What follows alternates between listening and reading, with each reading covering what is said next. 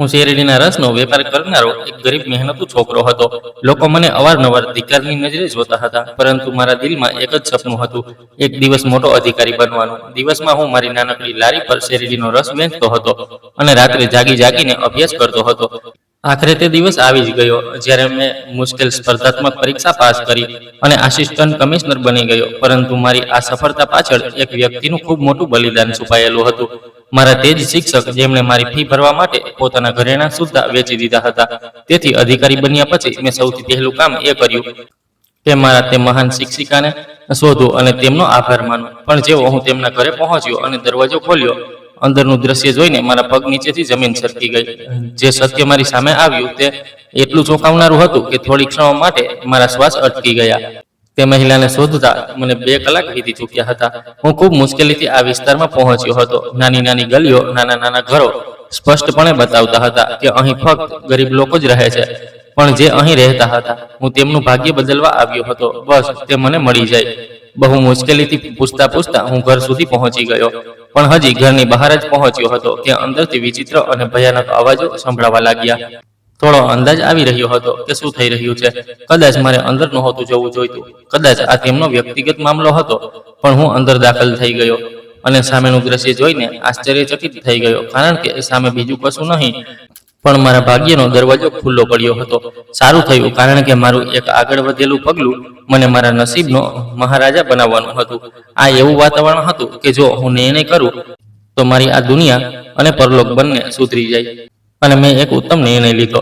મેં નિર્ણય કર્યો કે હું આ દેવી સ્વરૂપ સ્ત્રી સાથે, મારું નામ મોહમ્મદ આકાશની જગ્યાએ હવે આકાશ શર્મા છે. હું અગણિત સપનાઓનો અમીન હતો. ગરીબીના છાંયડામાં ઉછરેલો, સડક કિનારે એક તૂટેલા ફૂટેલા મકાનમાં રહેતો હતો, જેનું છાપરું વરસાદના દિવસોમાં પાણીથી છલકાઈ જતું હતું. જમીન કાચી, દિવાલો જૂની, પણ દિલમાં ચમકતા સપના હતા. દરરોજ સવારે જ્યારે હું આંખ ખોલતો હતો ત્યારે મારા છાપરા પર લટકતા બલ્બના નબળા પ્રકાશમાં મારું દિલ એક નવી આશાથી ભરાઈ જતું હતું. મારા પિતાજી આ દુનિયા છોડી ગયા હતા. એક વૃદ્ધ માતા, 2 નાના ભાઈ બહેન મારા સહારે હતા. શિક્ષણનો શોખ હતો, બુદ્ધિ મારી ઓળખ હતી. પણ સંજોગોએ મને શાળામાંથી શેરડીના રસની લારી સુધી લાવી દીધો. 6ઠી ધોરણથી 10મા ધોરણ સુધી હું હંમેશા પ્રથમ આવતો હતો. અંગ્રેજી મારો પ્રિય વિષય હતો. હું આત્મવિશ્વાસથી બોલતો હતો. મારા અવાજમાં કોમળતા હતી, ઉચ્ચાર સ્પષ્ટ, લહેજો શુદ્ધ. જ્યારે હું બોલતો હતો ત્યારે લોકો ઊભા રહી જતા હતા, સાંભળતા હતા, મુસ્કુરાતા હતા, આશ્ચર્યચકિત થતા હતા. મારી શેરડીના રસની લારી પર વધારે લોકો સ્વાદના નહીં પણ મારા વ્યક્તિત્વના દીવાના હતા. સફેદ કડક કુર્તો, નીલી સાફ પટ્ટી, સાફ સુથરો ચહેરો, શાલિકાથી કપાયેલા વાળ, સોનેરી ધૂપમાં ચમકતી લીલી આંખો, ગોરો રંગ અને હોઠ પર હળવી મુસ્કાન. દરેક પસાર થનાર 2 ક્ષણ રોકાઈને જોતો હતો. બાળકો હસતા હતા, મોટા લોકો નજર જમાવીને આશ્ચર્યથી જોતા હતા, યુવાનો રોકાઈને જતા હતા. અવારનવાર લોકો સવાલ કરતા, ભાઈ, તમારા જેવા ભણેલા ગણેલા છોકરા અહીં શું કરી રહ્યા છે? હું મુસ્કુરાઈ દેતો હતો. જવાબ આપવાની હિંમત નહોતી થતી. અંદરથી તૂટી ગયો હતો. સપનાઓ વિખેરાઈ ગયા હતા. હા, સાવ ધીમી પડી ગઈ હતી. પણ હાથ ખાલી હતા. ખિસ્સું ખાલી હતું. નાના ભાઈ બહેનોના પુસ્તકો, કોપીઓ, માતાની પૂજા અને આશીર્વાદ, વીજળીનું બિલ, બધું મારી લારી સાથે જોડાયેલું હતું. મેં હાર ન માની. દરરોજ નવા જોશથી ઉઠતો, શેરડી ખરીદતો, બરફ લાવતો, મશીન ચલાવતો, અવાજો લગાવતો હતો, સાંજે બચત ગણતો. દિવસો વીતતા ગયા, પણ અંદરની આગ વધતી ગઈ. હું મારી જાતને સવાલ કરતો હતો કે શું હું ફક્ત શેરડીવાળો બનીને રહી જઈશ? શું મારા સપના ક્યારે સાચા થશે? શું મારું દિલ, દિમાગ, મારી ક્ષમતાઓ, મારા શબ્દો બધું ગલીના ધુમાડામાં વ્યર્થ થઈ જશે? શું મારા માટે કોઈ અવસર બચ્યો છે? શું મારા નસીબમાં ફક્ત ધૂપ પરસેવો થાક છે? એક દિવસ આવો જ હતો જ્યારે બપોરનો સમય હતો. ધૂપ તેજ હતી. હું મશીન ચલાવી રહ્યો હતો. મારું શર્ટ પરસેવાથી ભીંજાઈ ગયું હતું. સામે એક સ્ત્રી ઊભી હતી. સફેદ સાડી માથા પર હતી. આંખોમાં આશ્ચર્ય હતું. મારા ચહેરા પર હેરાનીનો રંગ હતો. તેમણે નજર ઉઠાવી, ઓળખવાનો પ્રયાસ કર્યો. તે મારા સ્કૂલના શિક્ષિકા મમતાજી હતા. મારો અવાજ બંધ થઈ ગયો હતો. હૃદયના ધબકારા તેજ થઈ ગયા હતા. હાથ રોકાઈ ગયા. સમય થંભી ગયો. તે કહેવા લાગ્યા, આકાશ, તું અહીં શું કરી રહ્યો છે? અમે તને મેટ્રિક કરાવ્યું હતું. અમે તો સમજ્યા હતા કે તું કોઈ મોટા પદ પર હોઈશ, કોઈ કાર્યાલયમાં બેસીને હુકમ આપી રહ્યો હોઈશ, સારા યુનિફોર્મમાં હોઈશ, ફાઇલોના ઢગલામાં વ્યસ્ત હોઈશ. તું તો શેરડી વેચી રહ્યો છે. હું મૌન ઊભો હતો. આંખો ઝૂકેલી હતી. ચહેરા પર લજ્જા હતી. જીભ સાથ નહોતી આપી રહી. તે નજીક આવ્યા, મને ધ્યાનથી જોયો. કહેવા લાગ્યા, તું તો એવો જ સુંદર છે જેવો સ્કૂલના દિવસોમાં હતો. તારી લીલી આંખો હજી પણ બોલે છે, તારા ચહેરામાં માસુમિયત છે, તારી મુસ્કાનમાં ચમક છે. મેં તેમને બધું સાચું કહી દીધું. ગરીબીનો ઉલ્લેખ કર્યો, પિતાજીના મૃત્યુ વિશે જણાવ્યું, નાના ભાઈ બહેનોની જવાબદારીનો ઉલ્લેખ કર્યો, ભણતર છોડવાના દુઃખનું વર્ણન કર્યું. તેમના ચહેરા પર પીડા હતી, તેમની આંખોમાં ભેજ હતો. તે બોલ્યા, આકાશ, તું તો મારો સૌથી સારો અને પ્રિય વિદ્યાર્થી હતો. યાદ છે, હું તારી ફીસ જાતે આપતી હતી, કારણ કે તું દરેક પરીક્ષામાં પહેલું સ્થાન લાવતો હતો. મને હંમેશા તારાથી આશા હતી કે તું બહુ આગળ જઈશ, તું સમાજનું ગૌરવ બનીશ. તારી ક્ષમતાઓ, તારી બોલવાની રીત, તારી સમજ, બધું અદ્ભુત હતું. પણ આ ગરીબી છે ને બેટા, તે મોટા મોટા સપનાઓ ખાઈ જાય છે. તે તારા જેવા હીરાને પણ માટીમાં છુપાવી દે છે. મેં તેમનો નંબર લખી લીધો. દિલમાં એક આશા જાગી. તે જ મમતા શિક્ષિકા જે ક્યારેક અમને પ્રેમથી ભણાવતા હતા, જે દરેક બાળક સાથે મમતાથી વાત કરતા હતા, જેમને હું મારી માતા સમજતો હતો, હવે વૃદ્ધ થઈ ગયા હતા. આંખોની આસપાસ કરચલીઓ હતી, અવાજમાં ધ્રુજારી હતી, પણ હૃદય એ જ કોમળ, એ જ ખુશ્બુ. હું તેમને મળીને ખુશ થઈ ગયો. મારા દિલમાં વર્ષો જૂની યાદો તાજી થઈ ગઈ. તેમનું ક્લાસમાં ભણાવવું, તેમનું બ્લેકબોર્ડ પર પ્રેમથી લખવું, તેમની મુસ્કાન, તેમના હાથોની મમતા, તે બધું પાછું આવી ગયું. જાણે સમય થંભી ગયો હોય, જાણે હું ફરી 10 વર્ષનો બાળક બની ગયો હોઉં. તેમની સાથે થોડી ક્ષણો વિતાવીને દિલ હળવું થઈ ગયું, જાણે વર્ષો જૂનો બોજ ઉતરી ગયો હોય. તેમની વાતોમાં નિષ્ઠા હતી, તેમની નજરોમાં સચ્ચાઈ હતી. તેમની વાતોથી મને લાગ્યું કે કદાચ મારો સમય ફરી આવી શકે છે, કદાચ ભાગ્ય ફરી એકવાર મારા દ્વાર પર દસ્તક દેશે, કદાચ હું ફરી સપના જોઈ શકીશ. તેમના શબ્દો મારા અંદર ઉતરી ગયા. મેં તેમની વાતોને મારા હૃદયમાં જગ્યા આપી. તેમના શબ્દો મારા માટે પ્રાર્થનાની જેમ હતા. મેં તેમને જતા જોયા. દિલ ચાહ્યું કે રોકાઈ જાય, વાતો કરે, પણ તે જતી રહી હતી. મેં ફરી લારી તરફ જોયું, શેરડી ઉઠાવી, મશીન ચલાવી, પણ હવે દિલમાં એક નવી જ્યોતિ હતી.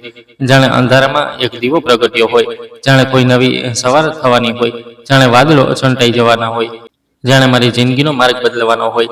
મેં તે દિવસે પહેલીવાર મારી જાતને વચન આપ્યું હતું કે હું અહીં નહીં રોકાઉં, હું કંઈક કરીને બતાવીશ. હું મારા શિક્ષિકાનું નામ રાખીશ, હું મારા સપનાઓને દફનાવી નહીં દઉં, હું મારા ભાઈ બહેનોને સારું જીવન આપીશ, હું માતાના ચહેરા પર પ્રસન્નતા લાવીશ. હું શેરડીનો રસ વેચતા પણ મારી પ્રતિષ્ઠાનો સોદો નહીં કરું. હું મારી જાતને બહેતર બનાવવાની દરેક તકનો ફાયદો ઉઠાવીશ. અને હવે મને વિશ્વાસ હતો કે મમતાજીનું મળવું સંયોગ નહીં, પણ ઈશ્વરનો સંદેશ હતો. કદાચ કુદરતે મારા માટે કોઈ નવો માર્ગ પસંદ કર્યો છે, કદાચ મારા સમયની શરૂઆત થવાની છે. મારા દિલ અને દિમાગમાં મમતાજીની આ વાત એવી રીતે બેસી ગઈ, જાણે વર્ષો જૂનું તીર કોઈ વૃક્ષમાં ગળી જાય. તું તો બહુ બુદ્ધિમાન હતો, અમને આશા હતી કે તું કંઈક મોટું કરીશ. તેમના લહેજામાં જે દુઃખ હતું, તે મારા અંદર એક તોફાન જેવું ઉભરી ગયું. મને એવું લાગ્યું જાણે મેં તેમની આશા તોડી હોય, જાણે હું તેમના વિશ્વાસ પર પૂરો ન ઉતરી શક્યો હોઉં, જાણે મારા અંદર જે ચિંગારી હતી તે બુજાવા લાગી હોય, જાણે સપનાઓનું તે રોશન ઘેરો જેમાં મેં મારી જાતને હંમેશા ઉચ્ચ પદ પર જોઈ હતી, તે ધૂંધમાં ખોવાઈ ગયો હતો. તે જ દિવસે મેં મારી જાત સાથે દ્રઢ નિશ્ચય કરી લીધો હતો કે હું કંઈક બનીને બતાવીશ. હું ફક્ત તેમના માટે નહીં, પણ મારા માટે પણ. કારણ કે જો મેં મારી જાતને સિદ્ધ ન કરી તો હું આખી જિંદગી આ જ લારી સાથે જોડાયેલો રહી જઈશ. મારા માટે નિર્ણય ખૂબ કઠિન હતો. ઘરમાં ભૂખ હતી, માતાની અધૂરી દવાઓ હતી, ભાઈ બહેનોની સ્કૂલની ફી હતી, રોજની જરૂરિયાતો હતી, જેનો બોજ ફક્ત મારા ખભા પર હતો. એવામાં ભણવા માટે સમય કાઢવો, સપનાઓને સમય આપવો, તેમના માટે જગ્યા કાઢવી, એવું જ હતું જાણે તરસ્યાને રણમાં પાણી શોધવું. છતાંય મેં નિર્ણય કરી લીધો કે હું દિવસભર શેરડીનો રસ વેચીશ. જ્યારે ગ્રાહક ઓછા થતા ત્યારે હું પુસ્તકો ખોલી લેતો. ગરમીથી શર્ટ ભીંજાઈ જતું, ધૂપમાં આંખો ચમકવા લાગતી, પણ હું શબ્દોમાં ખોવાયેલો રહેતો. કેટલાક ગ્રાહક આશ્ચર્યથી જોતા, કેટલાક ઉપહાસ ઉડાવતા, કેટલાક કહેતા, યા તો ભણવાનું કરી લે, યા તો દુકાનદારી ચલાવી લો, બંને એકસાથે નથી થતા. કેટલાક એવું સમજતા જાણે હું કોઈ તમાશો હોઉં. તેમને શું ખબર મારા દિલમાં શું સંકલ્પ છે, મારી નજરમાં શું લક્ષ્ય છે. મને એ પણ યાદ છે કે ઘણીવાર એવું થતું હતું કે કોઈ ગ્રાહક ઊભો હોય અને હું પુસ્તકમાં એવો ડૂબેલો હોઉં કે તેની હાજરીનો ખ્યાલ જ ન આવતો હતો. કેટલાક નારાજ થઈને ચાલ્યા જતા, પણ મને પરવાહ નહોતી, કારણ કે મારી નજર તે વખતે એક વિશાળ દુનિયા પર હતી, એક ઉજ્જવળ ભવિષ્ય પર હતી. મેં સિવિલ સર્વિસની તૈયારી કરવાનો નિર્ણય કર્યો. ન કોઈ કોચિંગ હતું, ન કોઈ માર્ગદર્શક, બસ જૂની કિતાબો હતી, યાદશક્તિનો સહારો હતો, માતાના આશીર્વાદ હતા અને અંદરનું જૂનૂન હતું. જ્યારે ક્યારેક થાકી જતો ત્યારે માતાનો ચહેરો યાદ આવી જતો. જ્યારે ક્યારેક હાર માનવાનું મન થતું ત્યારે મમતાજીની વાતો હૃદયમાં ગુંજવા લાગતી. ઘણા દિવસો ભૂખ્યો પણ રહ્યો, ઘણી રાતો પ્રકાશ વિના પસાર કરી, પણ ભણવાનું ન છોડ્યું. પછી તે દિવસ આવ્યો જ્યારે મેં પરીક્ષા આપી, પૂરા દિલથી, જાણે બધું આના પર જ લાગેલું હોય. પછી રાહ જોવાનું શરૂ થયું. દિલ બેચેન રહેવા લાગ્યું. દરેક ક્ષણે ખ્યાલ આવતો, જો નિષ્ફળ ગયો તો શું થશે? માતાને શું જવાબ આપીશ? ભાઈ બહેન શું વિચારશે? લારી પર ફરી જવું પડશે કે પછી કોઈ નાનું મોટું કામ શોધવું પડશે? આ જ વિચારોમાં દિવસો વીતતા ગયા. પછી જ્યારે પરિણામ આવ્યું તો મેં જોયું કે હું ટોપ 15માં છું. મારી અસિસ્ટન્ટ કમિશનરના પદ પર નિમણૂક થઈ ગઈ. તો તે ક્ષણ મારા માટે ખુશીઓનો દિવસ હતો. જાણે આકાશમાંથી જ્યોતિ ઉતરી હોય, જાણે વાદળોની પાછળથી સૂરજ ઝાંકવા લાગ્યો હોય, જાણે વર્ષોની સાધના એક પળમાં રંગ લાવી હોય. મારી માતાની આંખોમાં આનંદના આંસુ હતા. ભાઈ બહેન મને આશ્ચર્યથી જોઈ રહ્યા હતા. મહોલ્લાવાળા આવીને અભિનંદન આપી રહ્યા હતા. લારી સામે તે જ ગ્રાહકો જે ક્યારેક ફરિયાદ કરતા હતા, હવે પ્રશંસાની નજરોથી જોઈ રહ્યા હતા. મારી કહાની ફક્ત શહેરમાં જ નહીં પણ મીડિયામાં પણ ચર્ચાનો વિષય બની ગઈ હતી કે શેરડીનો રસ વેચનાર બન્યો અસિસ્ટન્ટ કમિશનર. આ હેડલાઇન ચારે તરફ ગુંજવા લાગી. મારા ઇન્ટરવ્યૂ થયા, મારા ફોટા છપાયા, મારો ઉલ્લેખ અખબારોમાં અને ટીવી પર આવી ગયો. લોકો પ્રશંસા કરવા લાગ્યા, આશીર્વાદ આપવા લાગ્યા. જે ક્યારેક કહેતા હતા કે તું કંઈ નથી કરી શકતો, હવે તે જ મને પોતાનું ગૌરવ કહેવા લાગ્યા. મને ફક્ત નોકરી જ નહીં પણ સરકારી આવાસ પણ મળ્યો, સરકારી ગાડી પણ મળી, માન સન્માન મળ્યું, શાંતિ મળી. તે જ ચહેરો જે પહેલા ધૂપમાં પરસેવાથી નબળો રહેતો હતો, હવે એર કન્ડિશન રૂમમાં ફાઇલોની વચ્ચે બેસીને ફેસલા કરતો હતો. જે ક્યારેક બીજાના રહેમ પર હતો, હવે પોતે લોકોની મદદ કરી રહ્યો હતો. થોડા દિવસ લાગ્યા પોતાને સંભાળવામાં. મારા પરિવારને સરકારી ઘરમાં શિફ્ટ કર્યા, સામાન ખરીદો, લોન ઉતારી, માતા માટે નવી દવાઓ ખરીદી, ભાઈ બહેનો માટે સારી કિતાબો લાવ્યો.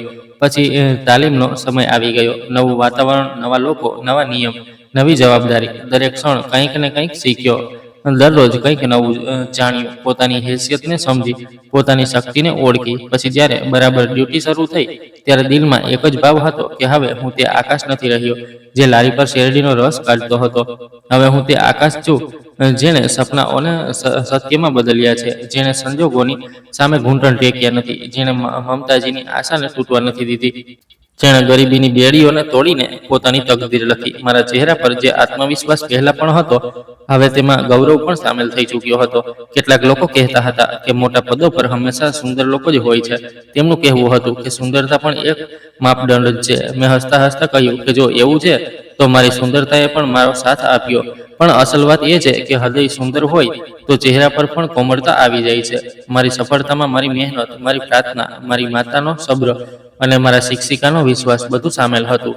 હવે હું તે જ આકાશ હતો પણ જિંદગી બદલાઈ ચૂકી હતી. મારી વિચાર, મારો વ્યવહાર, મારી જવાબદારીઓ, મારો દાયરો બધું બદલાઈ ચૂક્યું હતું. મારી માતાએ જે દિવસે કહ્યું કે તારી સગાઈ તારી કઝિન સાથે થઈ ચૂકી છે અને જલ્દી લગ્નની તારીખ પણ રાખવાની છે, મારા દિલમાં કંઈક અજીબ થવા લાગ્યું હતું. બાળપણથી જ હું તે છોકરીને જાણતો હતો. તેની માતાની તે વાત જે વર્ષો પહેલા સાંભળી હતી કાનોમાં ગુંજવા લાગી. તે દિવસે જ્યારે મારી માતા તેમના ઘરે સંબંધ લઈને ગઈ હતી અને તેમણે કહ્યું હતું કે ગરીબ છો પણ રૂપ રંગના સારા છો, એટલે તો અમારી દીકરી આપી રહ્યા છીએ. આ શબ્દો બાળ બનીને મારા હૃદયમાં ફૂંપી ગયા હતા. મેં કંઈ કહ્યું નહોતું. માતા મૌન હતી પણ તેમની આંખોમાં તે પીડા હતી જે ફક્ત એક માતા જ અનુભવી શકે છે. માતાએ સમયની સાથે સાથે આ વાતને અવગણી દીધી પણ હું ક્યારેય ભૂલ્યો નહોતો. મારા દિલમાં આ વાત કોઈ ખરોચની જેમ રહી ગઈ હતી. માતાએ કહ્યું હતું, બેટા, તે વખતે તે જૂઠું નહોતી બોલી રહી. અમે ખરેખર ગરીબ હતા. હવે જો ધનવાન થઈ ગયા છીએ અને અમે આ સંબંધ તોડી દઈશું તો દુનિયા અમને ખરાબ ભલું કહેશે, અમારી પ્રતિષ્ઠા પર ડાઘ લાગશે. મેં માતાની વાત માની લીધી. મેં કહ્યું, ઠીક છે, જે થવાનું હોય તે થાય, હું તેની સાથે જ લગ્ન કરીશ. દિલમાં એક ખાલીપો જરૂર હતો પણ માતાની પ્રસન્નતા મારા માટે બધું હતું. આ જ દિવસોમાં મારા મગજમાં એક બીજો વિચાર આવ્યો કે હું મારા જૂના ગુરુ મમતાજીને અવશ્ય મળીશ, જે મારી જિંદગીમાં રોશનીની પહેલી કિરણ હતી, જેમણે મને હંમેશા સહારો આપ્યો, મને સ્કૂલમાં રાખ્યો, મારી ફી પોતાની જેબમાંથી આપી, મારા પર વિશ્વાસ કર્યો અને મારી ક્ષમતાઓ પર ભરોસો કર્યો. તે મારા જીવનની એકમાત્ર એવી સ્ત્રી હતી જેમણે ક્યારેય મારા ચહેરાથી નહીં પણ મારી આંખોથી મારી દૃઢતાને ઓળખી હતી. હવે હું અસિસ્ટન્ટ કમિશનર બની ચૂક્યો હતો. મારી પાસે બધું હતું. સરકારી ગાડી હતી, અધિકાર હતા, માન હતું, સ્થાન હતું, સમય હતો કે હું તેમની પાસે જઈને ધન્યવાદ કરું, તેમને જણાવી દઉં કે તમારો આશીર્વાદ રંગ લાવ્યો છે, તમારી આશાએ મને હારવા નથી દીધો, તમારો વિશ્વાસ મારા માટે શક્તિ બની ગયો. તેમને મળવા માટે મેં વિશેષ તૈયારી કરી, તેમના માટે ઉપહાર ખરીદ્યા, તેમના માટે વિશેષ પ્રકારના ફૂલો લાવ્યો મેં તેમનું સરનામું શોધાવ્યું. તે સ્વાભાવિક છે, મારા માટે તે કઠિન નહોતું. મેં નિર્ણય કર્યો કે હું જાતે જઈને મળીશ અને જણાવીશ કે જે આકાશ પર તેમણે વિશ્વાસ કર્યો હતો તે હવે એક મુકામ પર પહોંચી ચૂક્યો છે. હવે તે આકાશ સરકારી યુનિફોર્મમાં તેમની સામે ઊભો હશે, જે ક્યારેક તેમના પાસેથી ભણતો હતો. તેમના અહેસાનનો બદલો તો નથી આપી શકતો, પણ ધન્યવાદ તો કરી શકે છે. ગાડી કઢાવી સરનામા પર રવાના થયો. રસ્તામાં હૃદયના ધબકારા તેજ હતા, આંખોમાં ભાવનાઓનું તોફાન હતું, દિલમાં એક વિચિત્ર ઉત્સાહ હતો કે જ્યારે તે મને જોશે તો શું થશે, તે શું કહેશે, તેમનો પ્રતિભાવ કેવો હશે. હું વારંવાર મનમાં આ દ્રશ્ય લાવતો કે દરવાજો ખુલે છે, હું અંદર દાખલ થાઉં છું. તે મને જોઈને ચકિત થઈ જાય છે, પ્રસન્ન થઈ જાય છે, આશીર્વાદ આપે છે, આંખોમાં આંસુ આવી જાય છે. હું તેમની સામે જઈને બેસું છું, તેમના ખબર અંતર પૂછું છું, તેમનો હાલ જાણું છું, તેમની સાથે મારી સફળતાનું રહસ્ય વહેંચું છું. રસ્તો લાંબો હતો, વિચારો ઊંડાથી ઊંડા હતા, વિચાર સતત આવી રહ્યા હતા, દિલને ચેન નહોતું, જાણે કોઈ અજાણ્યો આકર્ષણ હોય. ગાડી તે વિસ્તારમાં દાખલ થઈ તો દ્રશ્ય બદલવા લાગ્યું.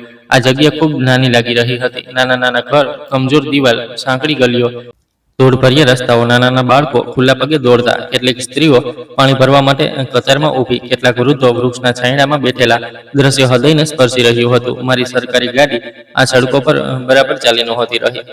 ક્યાંક ગટરોના પાણી, ક્યાંક પથ્થરોના અવરોધ, ક્યાંક રસ્તા એટલા સાંકડા હતા કે ગાડી વળી ન શકી. મેં ડ્રાઈવરને કહ્યું કે બસ અહીં જ રોકી દો, હું ચાલીને જઈશ. હાથમાં પુષ્પગુચ્છ હતો, બીજા હાથમાં ઉપહાર હતા, અને હું યુનિફોર્મમાં હતો.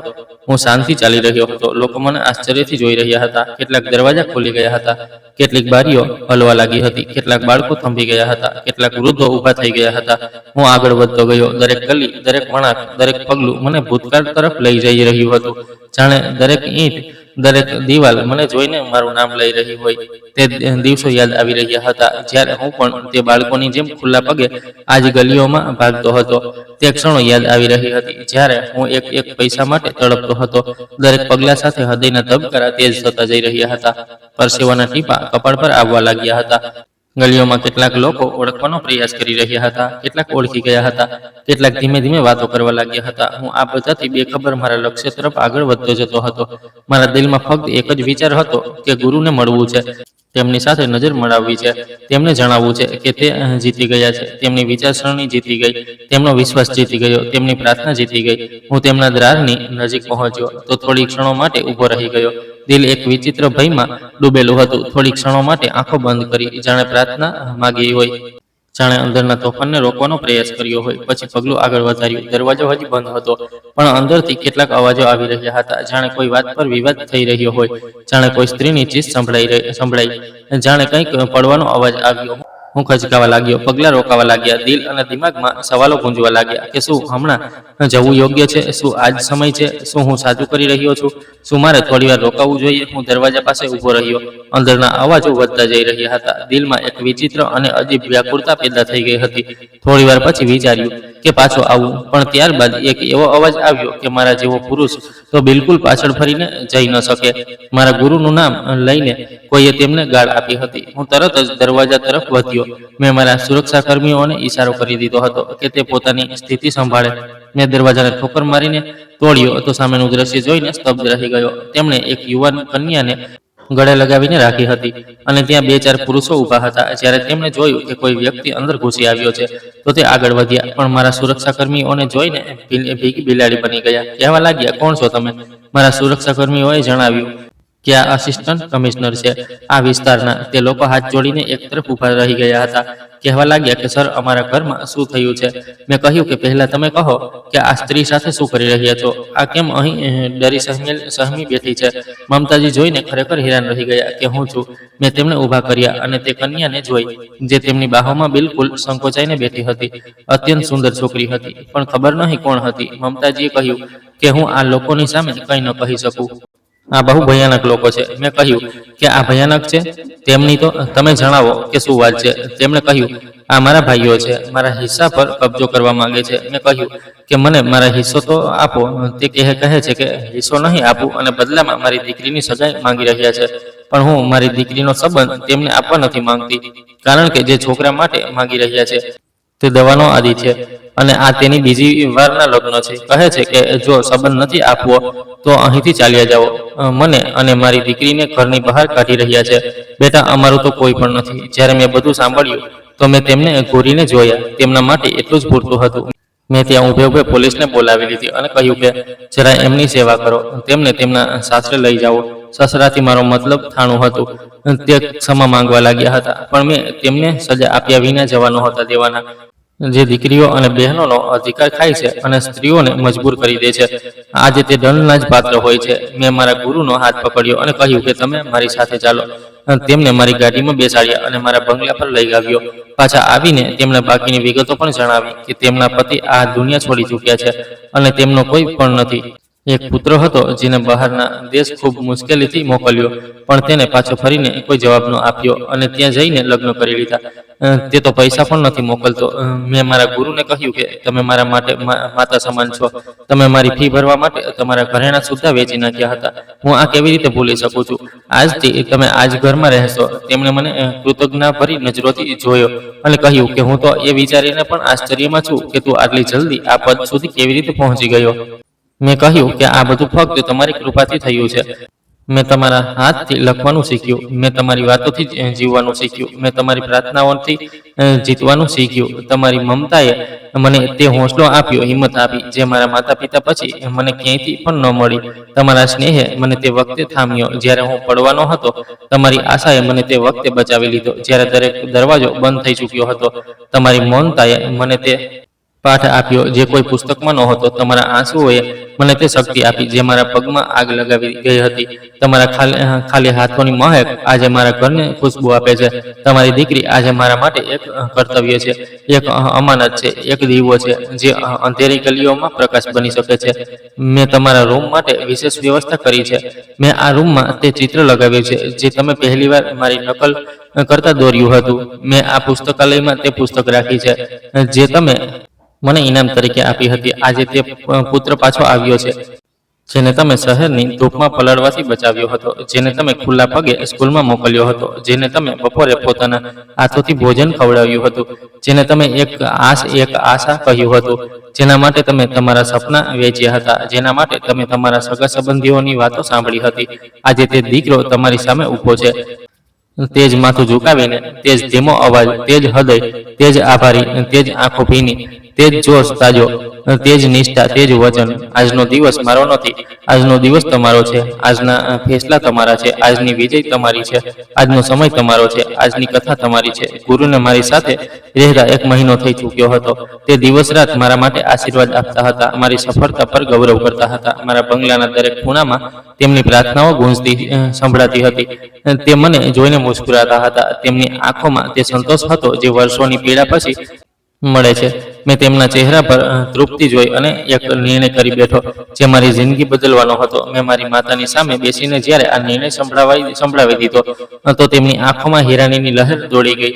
તે મારી તરફ જોતા જ રહી ગયા. મેં કહ્યું, માં, હું મારી કઝિન સાથેની સગાઈ તોડવા માંગુ છું અને ગુરુની દીકરી સાથે લગ્ન કરવા માંગુ છું. મારી માતાએ જેવું આ સાંભળ્યું તો તેમના ચહેરાનો રંગ બદલાઈ ગયો હતો. તેમણે તરત જ કહ્યું કે શું થઈ ગયું છે? શું આ તારો નિર્ણય છે કે કોઈના કહેવાથી કરી રહ્યો છે?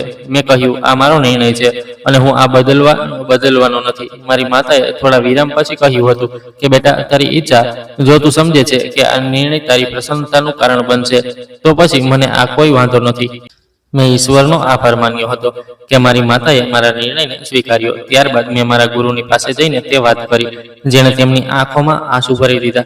મેં કહ્યું કે તમે આખી જિંદગી બીજાઓ માટે જીવ્યા, હવે તમારી દીકરી માટે હું કંઈક કરવા માંગુ છું. હું તેની સાથે લગ્ન કરવા માંગુ છું. મમતાજીએ મારી તરફ જોયું, જાણે કોઈ સપનામાં હોય. તેમના હોઠ ધ્રુજી રહ્યા હતા. અવાજ ભીનો થઈ ચૂક્યો હતો. તે બોલ્યા કે બેટા, તને શું થઈ ગયું છે? તું એક બહુ મોટા પદ પર છે. તારા લગ્ન કોઈ પણ મોટા પરિવારમાં થઈ શકે છે.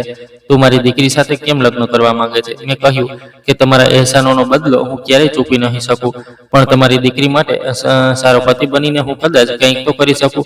તે બોલ્યા, બેટા, તે મારી છેલ્લી ચિંતા પણ ખતમ કરી નાખી છે. તે મારી દીકરીને પિતાનો સહારો આપી દીધો. તે તેના ભાગ્યમાં તે જ્યોતિ મૂકી દીધી જે કદાચ કિસ્મતને પણ મંજૂર નહોતી. તેમણે દીકરીને બોલાવી અને કહ્યું, દીકરી, તારી સાથે એક વાત કરવી છે. આ છોકરો તારી સાથે લગ્ન કરવા માંગે છે. દીકરીએ નજર ઝુકાવી લીધી. લજ્જાથી એ ચહેરો લાલ થઈ ગયો, પણ તેણે ધીમેથી હા પાડી દીધી અને ત્યાં મારા દિલને ચેન મળી ગયું. મેં કહ્યું કે લગ્ન ઘરમાં થશે, સાદગીથી થશે. સાક્ષી મારા મિત્રો હશે, પંડિતજીને બોલાવીશું. આ બધું મારા જ ઘરમાં થશે. મારી જિંદગીનો સૌથી મહત્વપૂર્ણ સમારોહ મારા જ ઘરની ચાર દિવાલોની અંદર થશે. જ્યારે લગ્ન થયા તો મારી આંખો સામે તે બધા દ્રશ્યો ઘૂમી ગયા. જ્યારે હું શેરડીનો રસ વેચતો હતો, જ્યારે મારા કપડામાં ધૂળ હોય, જ્યારે જૂતા ફાટેલા જૂના હોય, જ્યારે લોકોની નજરો ધૃણાથી પડતી હોય, જ્યારે સંબંધ આપવાથી ઇનકાર કરવામાં આવતો હતો, જ્યારે ગરીબી દરેક દરવાજાથી ધૂતકારી દેતી હતી, અને આજે તે જ કન્યા સાથે લગ્ન થઈ રહ્યા હતા જે તે વખતે કોઈને યોગ્ય નહોતો સમજતો. તે કન્યા મારા જીવનમાં આવી, જે એક પૂજ્ય ગુરુની દીકરી હતી, જેના સંસ્કારોમાં મહેક હતી, જેના કિરદારમાં પ્રકાશ હતો, જે લજ્જા અને હયાનું પ્રતીક હતી, જે માતાના ચરણોમાં ઉછરેલી હતી, જે મૌનતાથી મારી સાથે આવીને બેઠી હતી. જાણે તેને વિશ્વાસ હોય કે હવે તે સુરક્ષિત હાથોમાં છે. મારા સાક્ષી તે જ લોકો હતા જેમણે ક્યારેક મારો ઉપહાસ ઉડાવ્યો હતો. મારા મહેમાન તે જ લોકો હતા જેમણે ક્યારેક મારા ઘરનો દરવાજો પણ નહોતો ખખડાવ્યો. મારી માતા તે જ માતા હતી જે આજે પણ મારા માટે પ્રાર્થનાઓનો દીવો હતી. મારા ગુરુ તે જ ગુરુ હતા જે આજે પોતાના સપનાઓને સાચા થતા જોઈ રહ્યા હતા. મારી પત્ની તે જ દીકરી હતી જે માતા માટે આંખોનો તારો હતી. લગ્ન પછી તે મારા ઘરની શોભા બની ગઈ. તે મારા માટે શાંતિ બની ગઈ. તે મારી જિંદગીની રોનક બની ગઈ. તેના અસ્તિત્વથી મારા રૂમમાં ખુશ્બુ આવવા લાગી. તેની હાજરીથી મારા હૃદયને ચેન મળવા લાગ્યું. તેની વાતોથી મારા દિલનો થાક ઉતરવા લાગ્યો. તેના રીત રિવાજથી મારા દિલમાં પ્રેમ પડવા લાગ્યો. તે ફક્ત મારી પત્ની નહોતી, તે મારી સાથી હતી, તે મારી રાજદાર હતી, તે મારી પૂજા હતી, તે મારું ગૌરવ હતી. હું જ્યારે કામથી પાછો આવતો તો દરવાજા પર તેની મુસ્કાન મારું સ્વાગત કરતી હતી. હું જ્યારે થાકેલો હારેલો હોઉં તો તેની વાતોમાં શાંતિ મળતી. હું જ્યારે મૌન થઈ જતો તો તે મૌનતાને પ્રેમથી ભરી દેતી. હું જ્યારે મૂંઝવણમાં હોઉં તો તે પ્રાર્થનાઓનું કવચ બની જતી. તે ખરેખર એક ગુરુની દીકરી હતી જેના શિક્ષણમાં મહાનતા હતી, જેના અંદાજમાં ગૌરવ હતો, જેની વાતોમાં મીઠાશ હતી, જેની ભાવનાઓમાં નિષ્ઠા હતી, જેના હાથોમાં બરકત હતી, જેના આવવાથી મારી જિંદગી ખુશીઓથી ભરાઈ ગઈ હતી. અમે અવારનવાર છત પર બેસીને જૂની વાતો યાદ કરતા, બાળપણના કિસ્સાઓ દોહરાવતા, તેની માતાની મહેનતોને પ્રણામ કરતા. તે માતા જે એક સમયે ગુમનામ હતી, આજે તેનું નામ મારા બંગલાના દરેક રૂમમાં સન્માન સાથે લેવામાં આવતું હતું. હું જ્યારે પણ તેમની તરફ જોતો હતો તો દિલમાં એક પ્રાર્થના નીકળતી કે હે ઈશ્વર, દરેકને આવી માતા, આવી ગુરુ, આવી પરોપકારી વ્યક્તિ આપ, જે કોઈ ફળની આશા વિના મહેનત કરે, જે કોઈ લાલચ વિના ભલું કરે, જે પોતાનું બધું આપીને પણ ફરિયાદ ન કરે, જે પુત્રને બદલે માણસ બનાવે, જે શિષ્યને દુનિયાના સૌથી ઊંચા પદ પર પહોંચાડી દે પણ પોતે પાછળ રહી જાય. આ ગુરુ જ હોય છે જે સામાન્ય માણસોને મોટા મોટા સ્થાનો પર પહોંચાડી દે છે પણ પોતે બિચારા ત્યાં જ ઊભા રહી જાય છે. આપણે આપણા ગુરુઓને ક્યારેય ન ભૂલવા જોઈએ. આપણામાંથી કેટલા એવા લોકો પણ છે જે સફળ થયા પછી પાછા ફરીને પોતાના ગુરુઓને ધન્યવાદ બોલવા માટે જાય છે. કદાચ બહુ ઓછા પણ જવું જોઈએ, કારણ કે આજ તે લોકો છે જે આપણા સંસ્કાર બનાવે છે અને જે આપણને કંઈક બનાવે છે. આ તે વૃક્ષો છે જે આપણને તો કંઈ બનાવી દે છે પણ પોતે હંમેશા ધૂપમાં જ બળતા રહે છે. લગ્નના થોડા મહિના પછી જ મારી જિંદગીમાં એક એવું તોફાન આવ્યું જેણે મારા જમીન અને હોદ્દા બંનેની પરીક્ષા લઈ લીધી. હું મારી ઓફિસમાં બેસીને ફાઇલોની સમીક્ષા કરી રહ્યો હતો કે મારા પીએએ જાણ કરી કે વિસ્તારનો સૌથી મોટો જમીનદાર અને વગદાર રાજકારણી ઠાકુર વિક્રમસિંહ મને મળવા આવ્યો છે. ઠાકુર વિક્રમસિંહ તે શખ્સ હતો જેનું નામ સાંભળતા જ ગરીબોના માથા પર પરસેવો આવી જતો હતો. તે અંદર દાખલ થયો તો તેના ચહેરા પર એક વિચિત્ર ઘમંડ હતો. તેણે ખુરશી પર બેસતા જ એક ફાઇલ મારા ટેબલ પર મૂકી અને તીક્ષ્ણ અવાજમાં કહ્યું, આકાશ બાબુ, સાંભળ્યું છે કે તમે બહુ ઈમાનદાર છો, પણ રાજનીતિમાં ઈમાનદારીથી વધારે સમજૂતી કામ આવે છે. આ તે જમીનના કાગળો છે જ્યાં તમારા ગુરુ મમતાજીની જૂની સ્કૂલ આવેલી છે. મારે ત્યાં એક સુગર મિલ બનાવવી છે. બસ તમારી સહીની વાર છે. મેં કાગળો જોયા. તે સ્કૂલની જમીનને ગેરકાયદેસર રીતે હડપવાનો મનસૂબો હતો. મેં મમતાજીની આંખોમાં તે સ્કૂલ માટે જે પ્રેમ જોયો હતો તે મારી સામે આવી ગયો. મેં ફાઇલ બંધ કરી અને ઠાકુરની આંખોમાં આંખ નાખીને કહ્યું, ઠાકુર સાહેબ, જ્યાં જ્ઞાનનો દીવો સળગતો હોય ત્યાં હું ચીમનીઓનો ધુમાડો નહીં ભરાવા દઉં. આ સહી નહીં થાય. ઠાકુરના ચહેરા પર ગુસ્સાની લહેર દોડી ગઈ. તમે ભૂલી રહ્યા છો કે તમે ક્યાંથી આવ્યા છો આકાશ. હું તમારી તે લારીને હજી પણ જોઈ શકું છું જેના પર તમે શેરડીનો રસ વેચતા હતા. તમારી ઓકાત ન ભૂલો. આ ઘટના પછી મારા વિરુદ્ધ ષડયંત્રોનો જાળ ગૂંથાવાનો શરૂ થયો. આ જ દિવસોમાં એક નવું પાત્ર સામે આવ્યું. સમીર મારો બાળપણનો મિત્ર હતો. તે જ જેણે 6ઠ્ઠી ક્લાસમાં મારી કોપી ચોરી હતી, પણ હવે તે ઠાકુરનો ખાસ કારીગર બની ચૂક્યો હતો. સમીરે મારા ઘરની જાસૂસી શરૂ કરી દીધી અને તેને ખબર પડી કે મારી પત્ની, જે મમતાજીની દીકરી છે, તેની પાસે કેટલા એવા જૂના રેકોર્ડ છે જે ઠાકુરના ખાનદાનના જૂના ગુનાઓને બેનકાબ કરી શકે છે. એક સાંજે જ્યારે હું ડ્યુટી પરથી પાછો આવ્યો તો જોયું કે ઘરનો દરવાજો ખુલ્લો છે અને મમતાજી આંગણામાં બેભાન પડ્યા છે. મારી પત્ની ગાયબ હતી. મારા પગ નીચેથી જમીન નીકળી ગઈ. તરત જ પોલીસને એલર્ટ કરી, પણ ઠાકુરનો પ્રભાવ એટલો હતો કે થાણેદારે હાથ પગ ફૂલાવવાનો બહાનું બનાવી દીધું. મમતાજીને હોશ આવ્યું તો તેમણે રડતા રડતા એક જૂનો સંદૂક કાઢ્યો. આકાશ, આ સંદૂક મારા પતિનો છે. તે પણ આ જ વિસ્તારમાં પટવારી હતા અને ઠાકુરના બાપે તેમને ફક્ત એટલા માટે કતલ કરાવી દીધી હતા કે તેમણે તે જમીનનું સત્ય જાણી લીધું હતું. મારી દીકરી પાસે તે નકશો છે જે ઠાકોરની સલ્તનતને પાડી શકે છે, એટલા માટે તે તેને ઉઠાવી ગયા છે. મારી નસોમાં લોહી નહીં, પણ જાણે આગ દોડી રહી હતી. હું હવે ફક્ત એક સરકારી અધિકારી ન હતો, હું એક શિષ્ય હતો જેના ગુરુની ઇજ્જત દાવ પર લાગી હતી. મેં યુનિફોર્મ પહેર્યો, મારું સરકારી હથિયાર સંભાળ્યું અને કોઈ પણ વધારાના નફરી વગર ઠાકોરની હવેલી તરફ રવાના થયો. હવેલીની બહાર સમીર ઊભો હતો. તેણે મને રોકવાનો પ્રયાસ કર્યો. આકાશ, પાછો જતો રહે, અહીં તારી ઓફિસર શાહી કામ નહીં આવે. મેં તેને ધક્કો માર્યો અને કહ્યું, સમીર, સ્કૂલમાં તું મારી કોપી ચોરી કરતો હતો. આજે તે મારા જીવનની કિતાબ ચોરવાનો પ્રયાસ કર્યો છે. રસ્તો છોડી દે. અંદરનું દ્રશ્ય ડરામણું હતું. ઠાકુર મારી પત્નીને ડરાવી ધમકાવીને તે કાગળિયા પર અંગૂઠો લગાવવાનો પ્રયાસ કરી રહ્યો હતો. જેવો હું દાખલ થયો, ઠાકુરના બોડીગાર્ડ્સે બંદૂકો તાણી લીધી. પણ બરાબર તે જ વખતે જિલ્લાના ડેપ્યુટી કમિશનર અને ડીઆઈજીની ગાડીઓ હવેલીની બહાર આવીને ઊભી રહી. મેં પહેલાં જ બેકઅપ પ્લાન હેઠળ સોશિયલ મીડિયા પર લાઈવ સ્ટ્રીમિંગ શરૂ કરી દીધું હતું, જેના કારણે ઉચ્ચ અધિકારીઓને દખલગીરી કરવી પડી હતી. ઠાકોરની ધરપકડ થઈ અને સમીરે માફીનો સાક્ષી બનવાનો નિર્ણય કર્યો. આ ઘટનાએ મને આખા દેશમાં એક હીરો બનાવી દીધો. સરકારે મમતાજીની સ્કૂલને સરકારી સંરક્ષણમાં લઈ લીધી અને તેને એક મોડેલ સ્કૂલ બનાવી દીધી. આજે હું મારા બંગલાના લોનમાં બેઠો છું. મારી પત્ની મારા માટે ચા બનાવી લાવી છે અને તેના ખોળામાં અમારો નાનો દીકરો છે, જેનું નામ અમે સાર્થક રાખ્યું છે, એટલે કે હેતુ. મમતાજી હવે સ્કૂલના પ્રિન્સિપાલ છે અને તે હજી પણ બાળકોને તે જ પ્રેમ અને મમતા આપે છે જે તેમણે મને આપી હતી. મારા ઘરના ગેટની બહાર હજી પણ તે જૂની લારી ઊભી છે જેને મેં સંભાળીને રાખી છે. તે મને યાદ અપાવે છે કે માણસ ભલે કેટલો પણ મોટો બની જાય, તેને પોતાના મૂળ અને તે હાથોને ક્યારેય ન ભૂલવા જોઈએ જેમણે તેને માટીમાંથી કાઢીને આકાશ સુધી પહોંચાડ્યો. મારી પત્નીએ મુસ્કુરાઈને પૂછ્યું, શું વિચારી રહ્યા છો આકાશજી?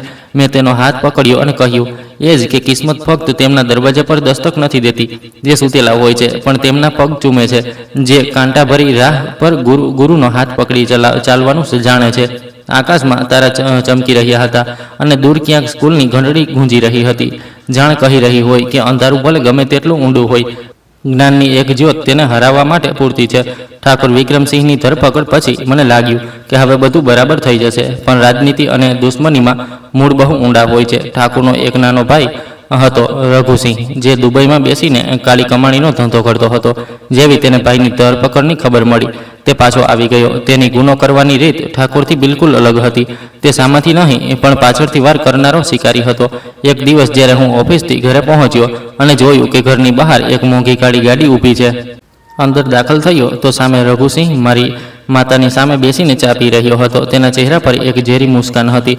તેણે મારી તરફ જોઈને કહ્યું, આકાશ સાહેબ, સાંભળ્યું છે કે તમે કાયદાના બહુ પાકા છો, પણ શું તમને ખબર છે કે તમારા આ ગુરુ માતાજી, જેના માટે તમે મારા ભાઈને જેલમાં મોકલ્યો, તેમનો ભૂતકાળ કેટલો ધૂંધળો છે? મેં ગુસ્સાથી તેને બહાર નીકળવાનું કહ્યું, પણ તેને એક જૂની તસવીર મારા ટેબલ પર ફેંકી દીધી. તે તસવીર મમતાજીના પતિની હતી, પણ તેમની સાથે પોલીસના યુનિફોર્મમાં એક બીજો શખ્સ ઊભો હતો, જેને જોઈને મારી માતાના હાથમાંથી ચાનો કપ છૂટીને પડી ગયો. તે શખ્સ મારા પિતાજી હતા. રઘુસિંહે ખુલાસો કર્યો કે વર્ષો પહેલાં જ્યારે જમીનનો વિવાદ શરૂ થયો હતો તો મારા માતા પિતા, જે તે વખતે એક નાના ક્લાર્ક હતા, તેમણે દબાણમાં આવીને ઠાકોરની તરફેણમાં કેટલાક કાગળો પર સહી કરી હતી, જેના કારણે મમતાજીના પતિને પોતાનો જીવ ગુમાવવો પડ્યો હતો. તમારા ગુરુનું ઘર ઉજળવાનું અસલ કારણ તમારા પોતાના પિતાજી હતા. આકાશ, રઘુનો અવાજ મારા કાનમાં હથોડાની જેમ લાગ્યો મારી દુનિયા ઘૂમી ગઈ. તે મમતાજી જેમણે પોતાની જેબમાંથી મારી ફી ભરી, જેમના અહેસાનો નીચે હું દબાયેલો હતો. શું મારા બાપે તેમનું ઘર ઉજાડ્યું હતું? હું મમતાજીના રૂમ તરફ ભાગ્યો. તે ત્યાં ખામોશીથી બેસીને માળા જપી રહ્યા હતા. હું તેમના પગમાં પડી ગયો અને રડતા રડતા બધું સત્ય પૂછી લીધું. મમતાજીએ સ્નેહથી મારું માથું થપથપાવ્યું અને કહ્યું, બેટા, હું બધું જાણતી હતી. તારા પિતાજી મજબૂર હતા. ઠાકુરે તારી માતા અને તને મારવાની ધમકી આપી હતી, એટલે તેમણે તે સહી કરી હતી. પણ મરતા પહેલાં તે મારી પાસે આવ્યા હતા. તેમણે મોઢેથી માફી માંગી હતી અને વચન આપ્યું હતું કે તેમનો દીકરો એક દિવસ આ અન્યાયને ખતમ કરશે. આજે તે મારું ઘર નથી વસાવ્યું. આકાશ, તે તારા પિતાજીનું અધૂરું વચન પૂરું કર્યું છે. રઘુસિંહે વિચાર્યું હતું કે તે આ રહસ્ય ખોલીને મને તોડી નાખશે, કે પછી મને બ્લેકમેલ કરીને પોતાના ભાઈને છોડાવી લેશે. પણ તે સચ્ચાઈએ મને કમજોર કરવાને બદલે પોલાદ બનાવી દીધો. મેં રઘુસિંહની તે જ વખતે ધરપકડ કરાવી દીધી, કારણ કે મારી પાસે હવે તે જૂના કાગળો પણ હતા જેના પર મારા પિતાજીની જબરજસ્તીથી સહી કરાવવામાં આવી હતી. મેં અદાલતમાં મારા પિતાજીનું એક કારનામું રજૂ કર્યું, જેનાથી ન ફક્ત ઠાકુરનો ખાનદાન હંમેશા માટે સળિયા પાછળ ગયો, પણ મારા પિતાજીનું નામ પણ તે ડાઘમાંથી સાફ થઈ ગયું. કહાનીનો સુંદર અંત થયો. સપનાઓની તારીફ સાર્થક સમય પર પાંખ લગાવીને ઉડતી ચાલી ગઈ. મારી પ્રગતિ થઈ ગઈ અને હું હવે ડિસ્ટ્રિક્ટ મેજિસ્ટ્રેટ બની ચૂક્યો હતો. મારી બદલી તે જ શહેરમાં થઈ જ્યાંથી મેં શેરડીની લારી શરૂ કરી હતી. શહેરના સૌથી મોટા હોલમાં એક સમારોહ હતો જ્યાં મને વર્ષના શ્રેષ્ઠ અધિકારીનો પુરસ્કાર આપવાનો હતો. હોલ લોકોથી ભરેલો હતો. તે જ લોકો જે ક્યારેક મને હલકાઈથી જોતા હતા, આજે તાળીઓ પાડી રહ્યા હતા. સ્ટેજ પર જ્યારે મને બોલાવવામાં આવ્યો તો મેં માઇક સંભાળ્યું અને કહ્યું, લોકો કહે છે કે હું એક કામયાબ અધિકારી છું, પણ હકીકત એ છે કે હું આજે પણ તે જ શેરડીવાળો આકાશ છું. ફરક ફક્ત એટલો છે કે પહેલાં હું શેરડીનો રસ કાઢતો હતો અને આજે હું સમાજમાંથી અન્યાયનું ઝેર કાઢું છું. મારી આ કામયાબી મારી નહીં, મારી તે બે માતાઓની છે જેમણે મને પડવા ન દીધો. મેં સ્ટેજ પર મારી માતા અને મમતાજીને બોલાવ્યા. તે બંનેના હાથોથી એવોર્ડ લીધો અને તેમના પગમાં માથું મૂકી દીધું. મારી પત્ની શ્રોતાગણમાં બેસીને ગૌરવથી મુસ્કરાઈ રહી હતી અને તેના ખોળામાં અમારો નાનો દીકરો છે, જેનું નામ અમે સાર્થક રાખ્યું છે, એટલે કે હેતુ.